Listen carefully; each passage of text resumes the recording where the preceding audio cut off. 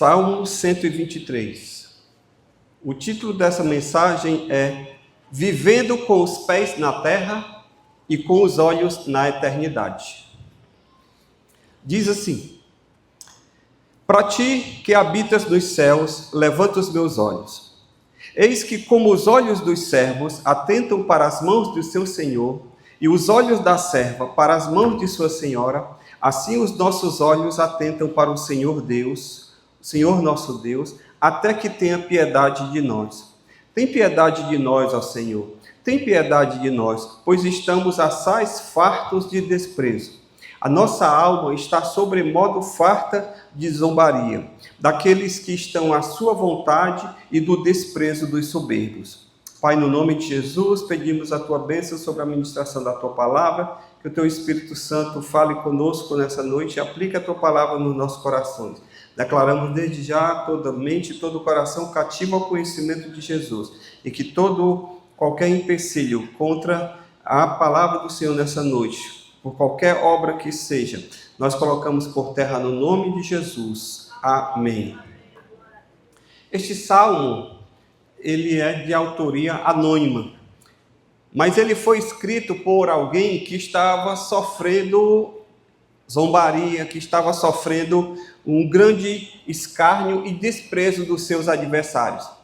Os estudiosos da Bíblia, eles associam essa situação a um momento da história de Israel que poderia tanto ser na época em que o povo de Israel estava exilado na Babilônia, em que eles sofriam muito escárnio, muita zombaria do povo, ou também no período do domínio persa, em que a Pérsia invadiu Israel e fez um grande estrago, e os persas também impuseram um grande sofrimento ao povo de Israel.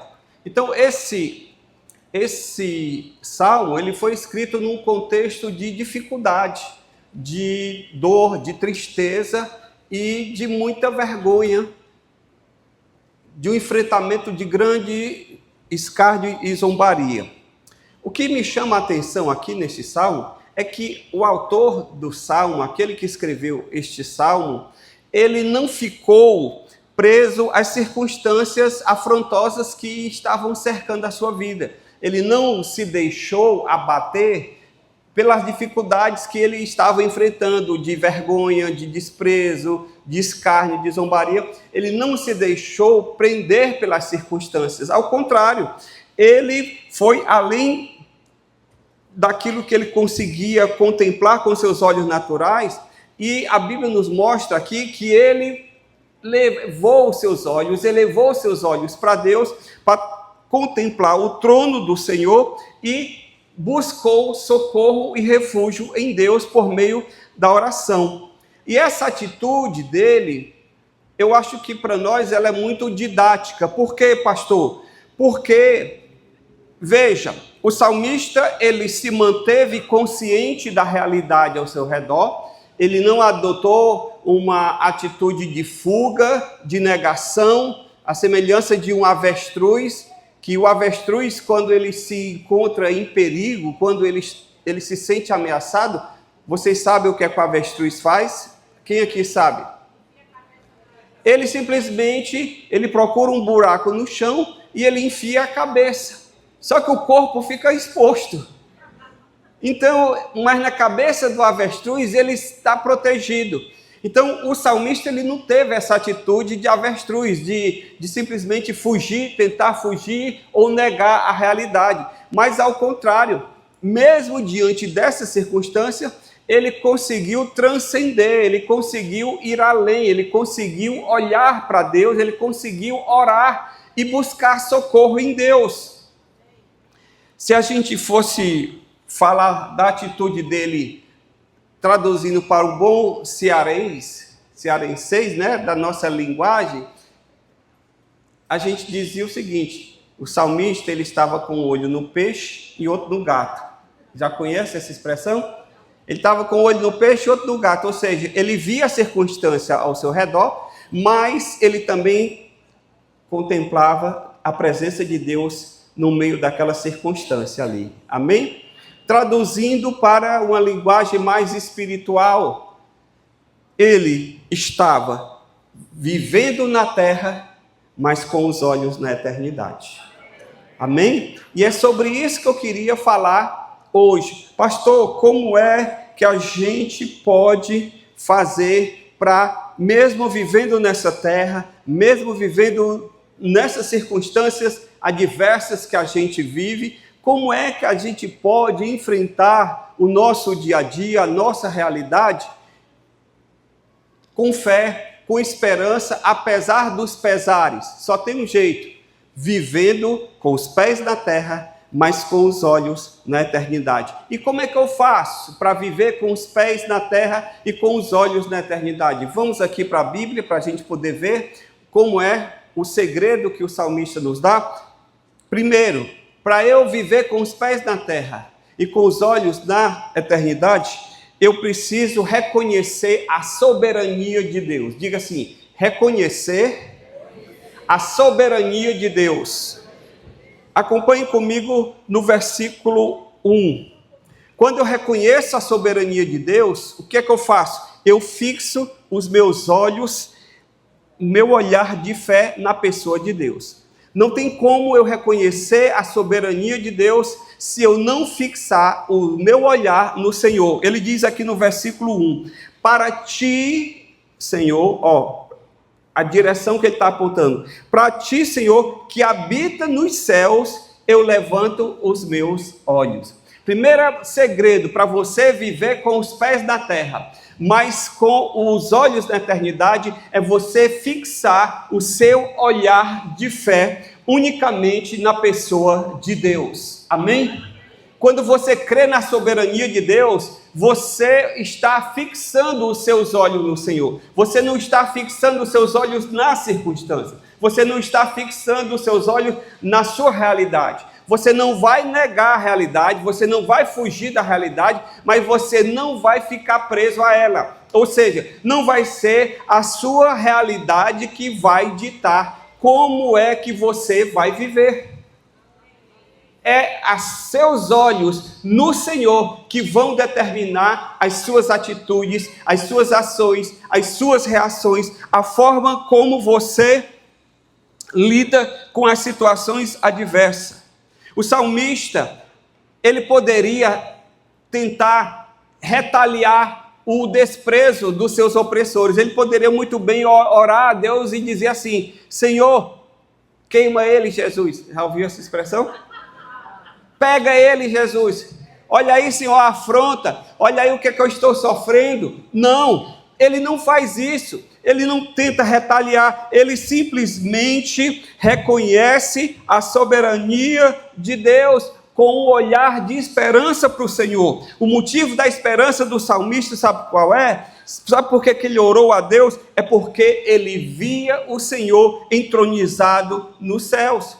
Você precisa entender que, apesar das circunstâncias que você está passando, Deus está entronizado no céu. Amém?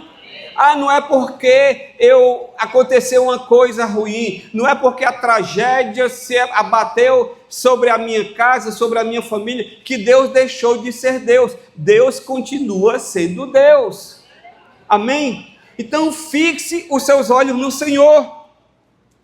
Quando eu reconheço que Deus é soberano sobre a sua criação, sobre o universo, sabe o que acontece? Eu sou mais confiante na hora de orar. Porque eu vou estar orando sabendo que o Deus a quem eu estou orando, Ele é Senhor do universo, Ele está acima de tudo e de todos.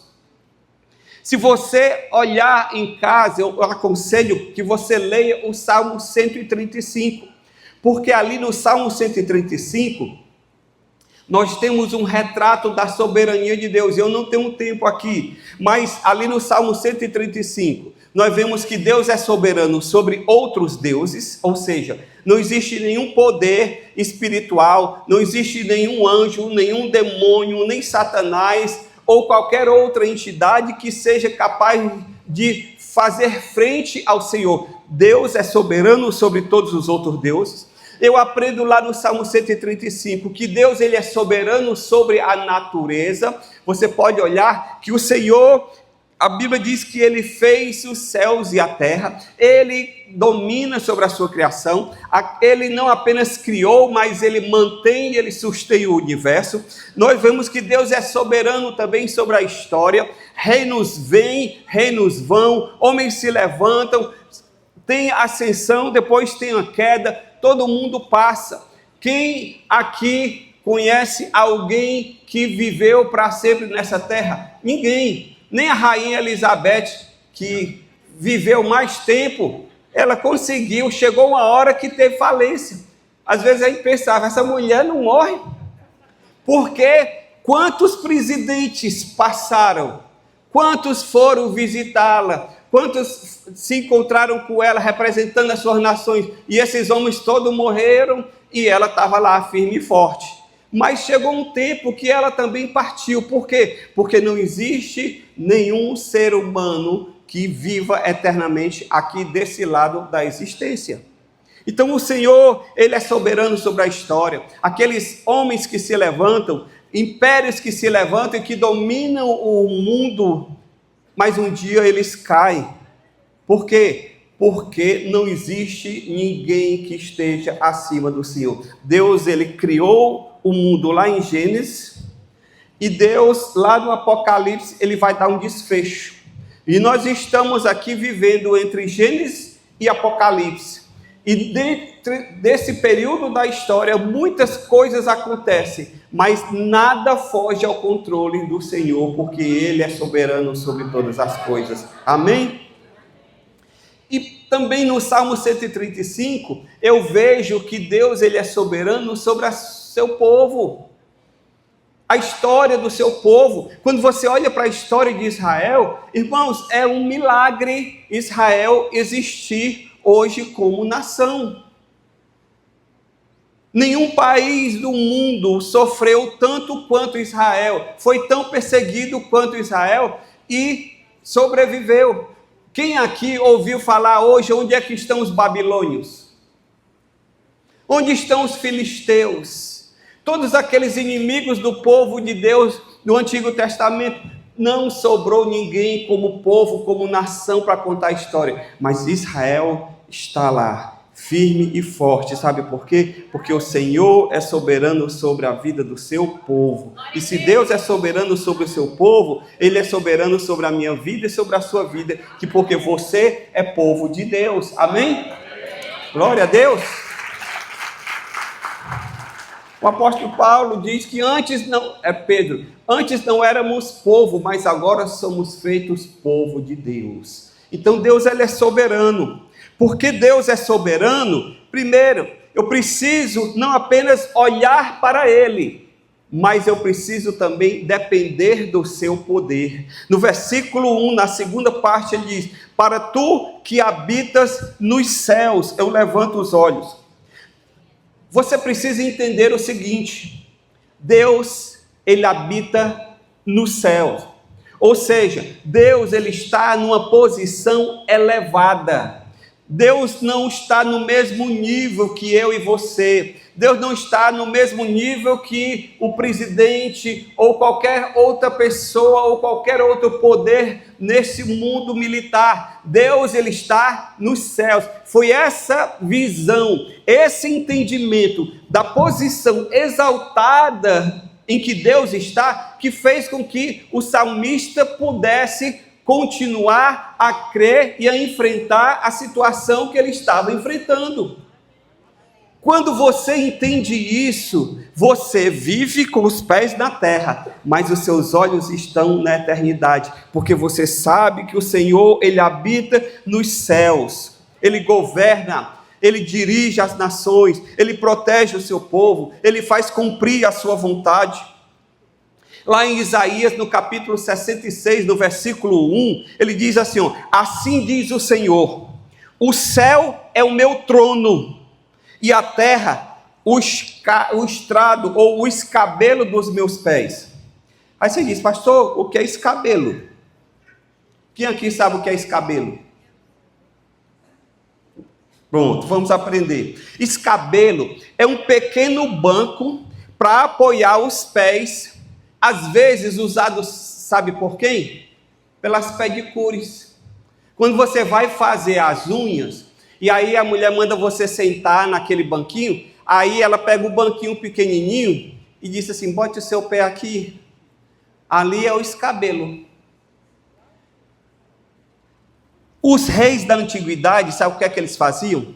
Eles escreviam o nome dos seus inimigos no banquinho, no escabelo. E aí, o que eles faziam? Colocavam os pés em cima daquele banco, porque representava a sua superioridade sobre os seus inimigos. E é isso que Isaías está dizendo. Quando ele diz, o Senhor diz, o céu é meu e a terra é escabelo dos meus pés, é como se ele estivesse dizendo, ó, Deus está aqui sentado no trono e com os pés na terra. Tudo está debaixo dos seus pés. Tudo está debaixo do seu controle. Então não existe, irmãos, nada, absolutamente nada que faça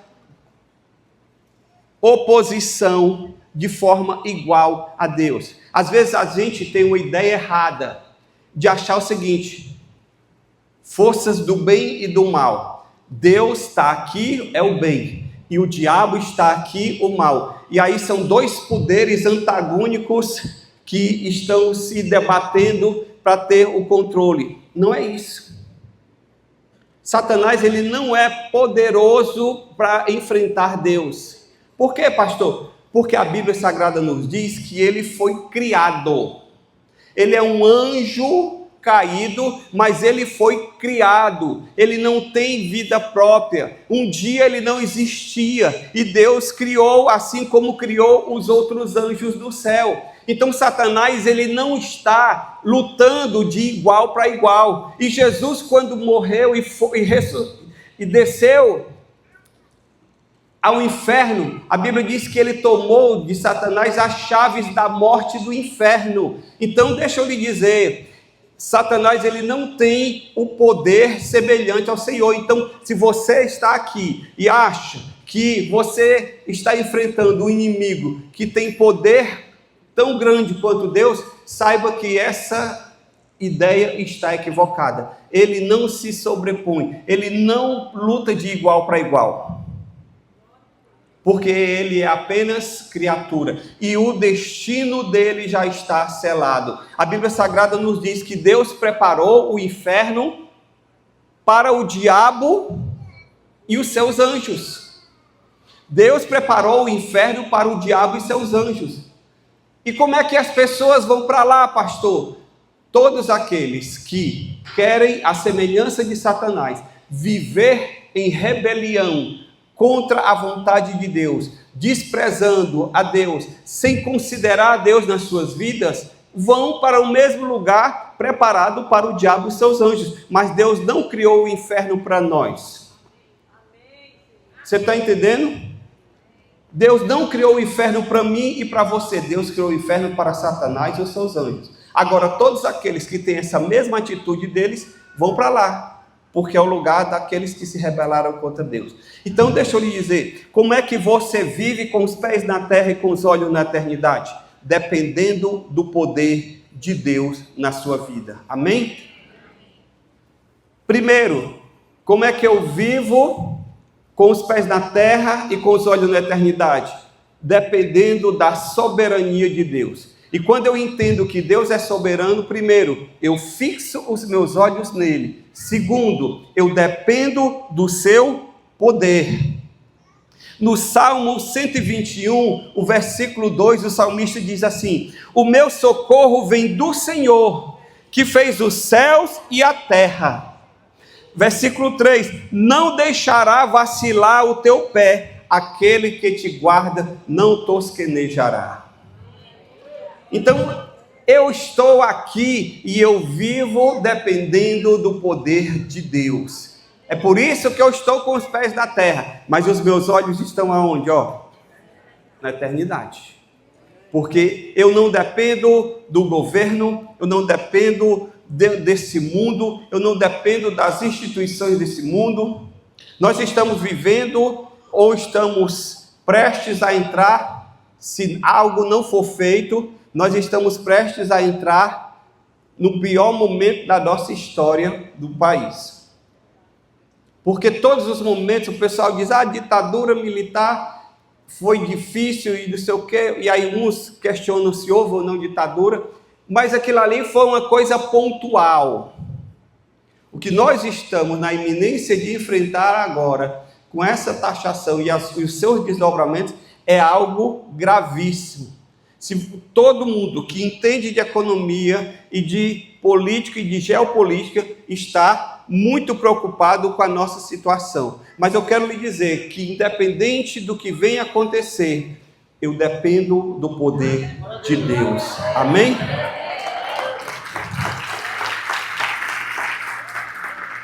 A igreja passou por momentos difíceis na história. O povo de Deus foi ameaçado de extermínio, mas tem os remanescentes. E eu quero crer que você que está aqui está entre esses remanescentes que creem, que dependem do Senhor na sua vida. Amém? E terceiro e por último, por hoje,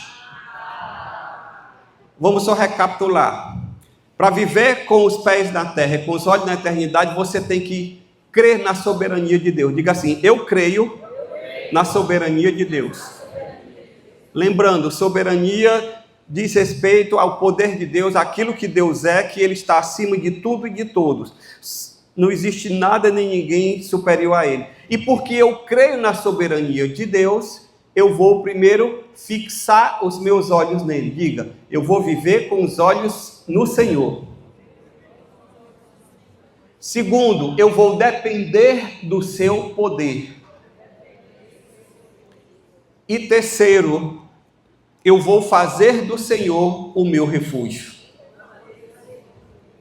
Versículo 1, a parte C, que ele diz assim, para ti, aqui fala dos olhos, que habitas nos céus, dependência do seu poder, eu levanto os meus olhos, ou seja, eu vou me refugiar no Senhor, eu vou colocar em ti os meus olhos. Ele não recorreu aqui, o salmista, aos poderosos desse mundo, ele não confiou na sua própria força para livrá-lo, para ajudá-lo a enfrentar o desprezo que o cercava, mas ele se refugiou em Deus. Queridos, elevar os olhos para Deus significa confiar nele, entregar a ele os nossos problemas. Quando você olha, é o seu olhar de esperança. Às vezes um olhar fala mais do que palavras. E aí quando eu coloco o meu olho no Senhor, eu estou dizendo o seguinte, Senhor, Tu és o meu refúgio, Senhor. Em Ti eu estou confiando. Jesus, quando Ele esteve aqui, Jesus ele enfrentou a afronta, o desprezo ali na cruz, o escárnio que Jesus enfrentou, tudo aquilo que Ele passou, mas Jesus não estava olhando para os seus algozes, Jesus não estava olhando para quem Ele estava ali chicoteando, Jesus estava firme no seu objetivo, por quê? Porque o seu refúgio era o Senhor. Eu preciso entender o seguinte, que na minha vida, eu tenho o Senhor como refúgio. O refúgio, sabe o que é o refúgio? É lugar de proteção. Primeira vez que eu fui para a neve, para um local de neve, lá na Argentina, teve um passeio que nós contratamos, que era um passeio na neve. E o nome do passeio era Refúgio. E como era? A gente subiu uma montanha num carro 4x4, todo empacotado, e aí descia dentro de uma floresta e caminhava assim uns 2 a 3 quilômetros da neve. Quando neva, as árvores, as folhas caem, e aí as árvores ficam só os galhos, só os gravetos, e a gente caminhava até um local que tinha uma lagoa que ela congelava. E aí a gente fez um piquenique em cima da lagoa congelada. Depois do piquenique, a gente já tudo com o dedo, mesmo com proteção, morrendo de frio, Aí a gente volta para o mesmo lugar e aí tem uma cabana. E lá era bem quentinho. E aí, quando a gente chega àquele local, era chamado de refúgio, porque a gente via doido para chegar, às vezes escorregava na neve e caía, mas vinha apressado, porque lá no refúgio não apenas tinha calor, porque o local era aquecido, mas tinha comida esperando pela gente. O refúgio é esse lugar de proteção, é esse lugar em que você está guardado, em que você está protegido, e a Bíblia Sagrada nos diz que o Senhor é o nosso refúgio, por isso que eu coloco nele o meu olhar, por isso que eu dependo dele para a minha vida. E Hebreus 12, 2, ele me ensina a ter essa atitude, quando ele diz assim: olhando para Jesus, autor e consumador da nossa fé, e pelo gozo que lhe estava proposto, suportou a cruz, desprezando a afronta, e assentou-se à destra de Deus. Sabe qual foi o segredo de Jesus para enfrentar a cruz? O texto diz aqui que Jesus, quando ele estava naquele momento sendo chicoteado, ele estava sendo blasfemado, quando ele estava sendo desprezado, zombado, a Bíblia diz que Jesus, ele tinha algo em mente. O que era? Era a afronta das pessoas? Não. Ele diz, pelo gozo que lhe estava proposto, ele suportou a cruz. O que foi que gozo foi esse? Que proposta era essa que Deus fez para Jesus, para ele suportar aquilo tudo que ele passou? Sabe qual era o gozo? Era a alegria de redimir a raça humana, de proporcionar a salvação, de reconciliar a raça humana com o Senhor, porque Adão, quando pecou, jogou toda a raça humana para longe de Deus e morreu espiritualmente. E Jesus, que é o segundo Adão, ele vem e agora a Bíblia Sagrada nos diz que pela sua morte, Deus estava reconciliando consigo o mundo. Então Jesus, ele tinha em mente o quê? A salvação, a alegria. É como se ele estivesse dizendo o seguinte: eu sei que um dia a Ellen vai estar sentada aqui, me adorando, honrando e glorificando o meu nome. Então, pela vida dela, vale a pena. Eu vou suportar o escárnio, eu vou suportar tudo aquilo. Por quê? Porque a alegria que eu vou trazer da salvação a ela e a tantos outros na face da terra, vale a pena todo o esforço. Então Jesus, ele suportou a cruz, ele foi até a cruz, tendo em vista a alegria de nos proporcionar a salvação. E naquele momento ali, ele se refugiou em Deus. Pastor, por que eu preciso me refugiar em Deus? Qual é a razão pela qual eu preciso colocar a minha vida nas mãos do Senhor e buscar nele o socorro? E eu vou te dar umas razões bem simples aqui, comparando o ser humano e Deus. Pastor, por que eu preciso me refugiar em Deus? Primeiro, porque Deus, ele é soberano sobre todas as coisas, enquanto que o ser humano é uma criatura dependente. Qual a diferença entre eu me refugiar em Deus ou confiar no homem? Simples. Enquanto Deus é soberano sobre tudo, o ser humano é uma pessoa dependente. Você só está vivo aqui, sabe por quê? Porque um dia alguém te alimentou, cuidou de você, quando você estava lá nos coeiros. É o novo. Quando você estava recém-nascido, você tinha capacidade de se alimentar sozinho? Você tinha capacidade de resolver a sua vida sozinho? Totalmente dependente. Alguém te criou, alguém cuidou de você, e você só está vivo aqui porque alguém cuidou de você. Nós somos dependentes. Quem aqui passa 3 meses sem comer? Ninguém. Se você não se alimentar, você morre. Se você não tiver oxigênio, você morre. Nós somos seres dependentes. Por que eu tenho que me refugiar em Deus? Porque Deus é soberano. Por que eu não preciso confiar no homem? Porque o homem é falho, ele é dependente.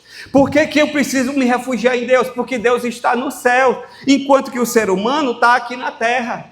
O ser humano só pode resolver assuntos relativos a essa dimensão, e quando pode.